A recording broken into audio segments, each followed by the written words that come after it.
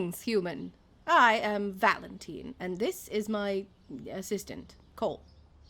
Hello! We were traveling through these mysterious portals when we ended up in this dimension. Unfortunately, we ran out of power to generate a portal back home. Who's the other guy? I'm Obese Rob. Unfortunately, while I was talking about Sora and Smash, they caught me while they were dimension traveling. I don't exactly have any connections with them. Mega Man X3? Give me that. You must be joking. Is this legit? Well, yes, this exists where we come from. You know, X is pretty famous where we are, and you all have stupid video games about famous people in your land. You know, Batman, yes, Batman is real, and you have video games of him. Right? Batman's real, right?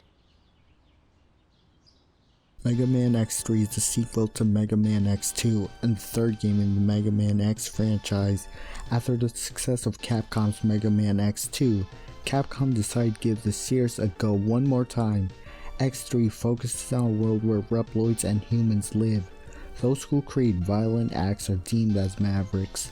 After the events of X2, things seem to go back to normal, and human and Reploids live together in harmony, right? Unfortunately, this is Mega Man X we are talking about. The Reploids go berserk. X and Zero go out to stop it, but their Maverick Hunter headquarters being attacked. They go back to their headquarters and fight it off, but ultimately X is taken, and that brings in Zero. You could play as Zero in this game. You could use Zero's Z-Buster, which can be used only once it's filled up, so there's no separate button for it. I did not find him very useful. I only used him once in the opening stage. After rescuing X and defeating the mini-boss at the end of the opening stage, we now fight off the 8 Mavericks. The game's very similar from the first 2 games in terms of gameplay. You go through a stage, jump over obstacles, fight off enemies, make it to the end, and receive the Maverick's weapon, and go on to the other stage using weakness against the other Mavericks. The stage also has collectibles, which helps X become more powerful, with new armor. You can find these capsules hidden by Dr. Light throughout the stages you play. As well, you can find heart tanks to help increase your health, and sub tanks to help increase your energy throughout the stages. There are ride armors which can be found throughout a stage and can be used to help you get through easily a stage. You can also play as Zero in this game, but he is very limited. You cannot get the pickups X can get, and you cannot fight mid-bosses or bosses throughout the stage. If he gets out of health, he'll be unusable for the rest of the game.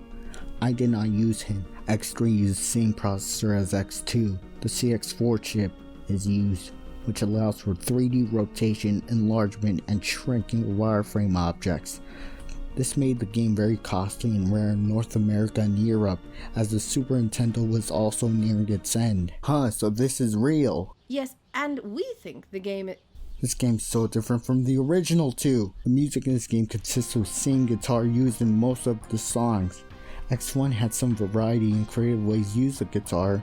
X2 was more fast paced and didn't tend to use a lot of rock, but X3 uses the same guitar most of the time. Give it a listen.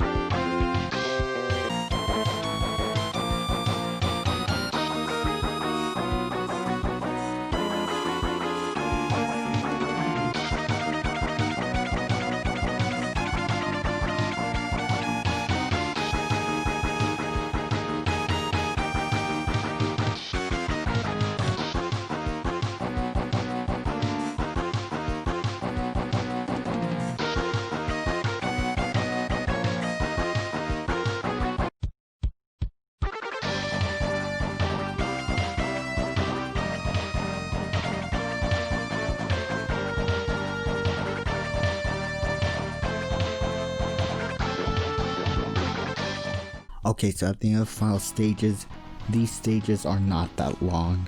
The first stage has special upgrade armor, the gold armor. This armor grants X powers, like he is able to re-heal by standing by. when you fight Dr. Doppler after beating him, which takes a while since you need time when to attack him and be cautious how he heals himself, it is revealed that Sigma is the true villain. After going through many stages of this, we go with Sigma and he's dressed up like Captain America. After that, we battle his final form, Kaiser Sigma. His weak point is very small, but it takes a lot of time to beat him. If you get hit by him, he takes off a lot of damage. Once you beat him, however, we race to the top. Once we make it to the top, X is blocked off, and Sigma threatens to get to X, but Zero saves him, well, at least in this ending. There's another ending where Dr. Doppler risks himself. After this, the X2 ending basically repeats, but this time it says X must destroy Zero. Mega Man X3 is not a weak game. In fact, it was big and there's a lot of stuff to do here. I consider this to be the most time-consuming game in this Super Nintendo trilogy. I still enjoyed it and it plays awesome like the first two X games, but it is very different. I suggest you still try this. This is one of the best Super Nintendo series in my opinion. Finally, please take this game back to your dimension. What about the PlayStation version? Oh yeah, there's the PS1 version featuring animated cutscenes, CD quality soundtrack, and longer loading times. It was released for the PS1, Sega Saturn, and PC. PS1 and Sega Saturn had Europe and Japan releases. Those released in North America on the PC in 1998 and the 2005 Mega Man X Anniversary Collection. I'm not gonna look at that today. Hey all, my name is Autumn, and if you liked hearing my voice as Valentine in RetroCom's video, you should come check out the Control-Alt-Crit series 21XX. Hey everybody, I'm Sean, and while I'm not the voice of Valentine, I am the creator of 21XX, the Mega Man X tabletop RPG, which is where Valentine comes from. If you haven't already liked and subscribed to RetroCom, you should definitely do the thing, but if you've got some time and want to check out some more Mega Man X related content, come check out our channel over at Control-Alt-Crit. Thanks for watching.